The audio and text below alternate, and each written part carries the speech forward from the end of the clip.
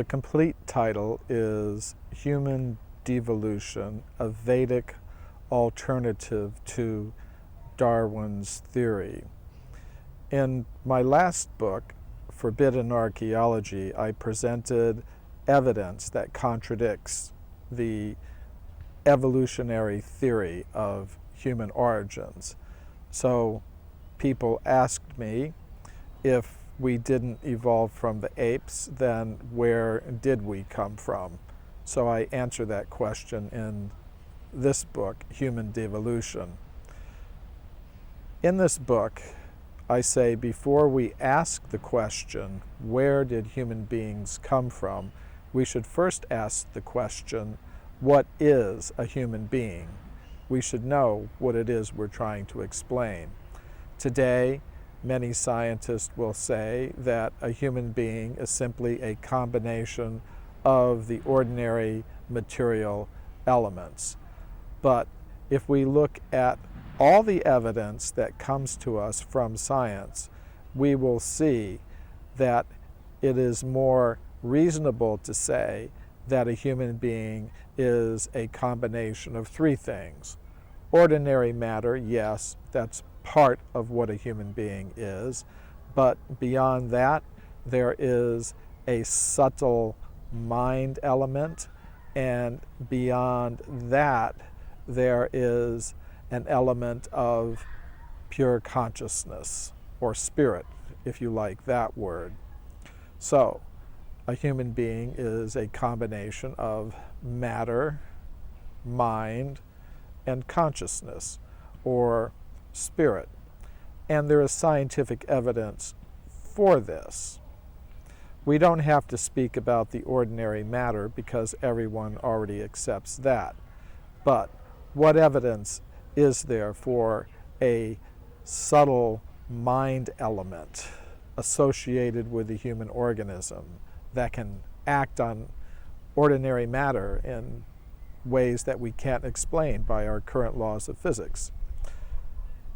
One type of evidence comes from experiments with random number generators. Robert John was head of the engineering department at Princeton University in the United States. He began doing some experiments with these machines.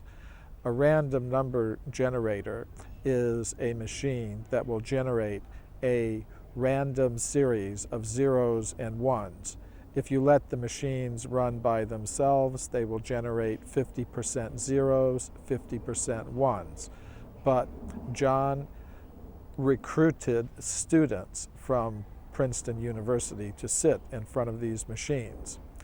And they were instructed to simply will mentally that the machines, for example, generate more zeros than ones. The experiments have gone on for over 10 years with thousands of trials, and they have found that the students were actually able to do this. They were actually able to influence the machines to generate more zeros than ones or more ones than zeros, simply according to their mental intention. This provides evidence for a subtle mind element associated with the human organism that can act on ordinary matter in ways that we really can't explain by our current laws of physics. Is there any evidence for a conscious self that can exist apart from the body, apart from the mind? There is. It comes from medical reports of out-of-body experiences. There are times when a person should be completely unconscious. For example, during a heart attack, blood stops flowing to the brain.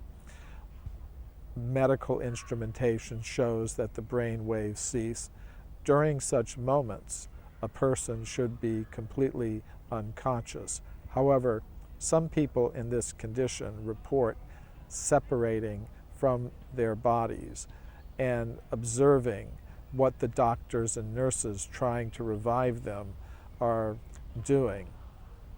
And these experiments have been duplicated in many countries. Physicians in many countries have noted this phenomenon and have concluded it is genuine. So if we look at all the evidence, we see that it is more reasonable to say that a human being is a combination of matter, mind, and consciousness than to say that a human being is simply a combination of the ordinary material elements. So then, if we want to speak about human origins, we have to explain where all these things came from and how they came together in the human form. So once we accept that a human being is composed of matter, mind, and consciousness, this leads to the idea that we live in a multi-level cosmos, where one level is dominated by ordinary matter and inhabited by beings adapted to the conditions there. That's where we find ourselves now. But beyond that, there is a level of the cosmos dominated by the subtle mental energies and inhabited by beings adapted to the conditions there. Throughout history, people have had different names for such beings. They have called them angels, gods, goddesses, astral beings. There are many names for them. However, beyond that, there is a level of pure consciousness or spirit inhabited by beings adapted to the conditions there. One thing we notice about consciousness, it's individual, it's personal. This suggests that the source of all conscious beings is also individual and personal.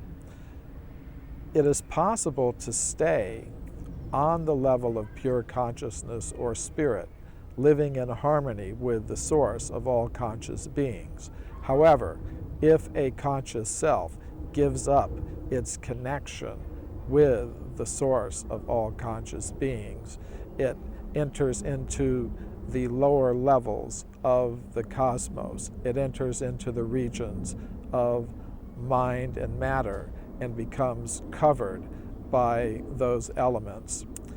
So that is what I mean by devolution.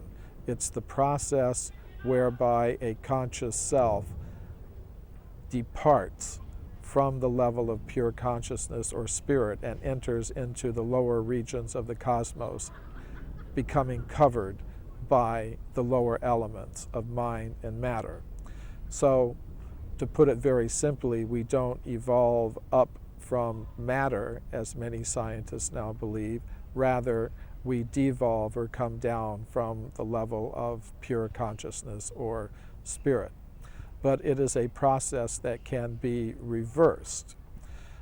Every great spiritual tradition of the world has some process of meditation, prayer, or yoga, which is meant to help restore the conscious self to its original position, to free it from its coverings of the lower energies. And that is the actual purpose of human life.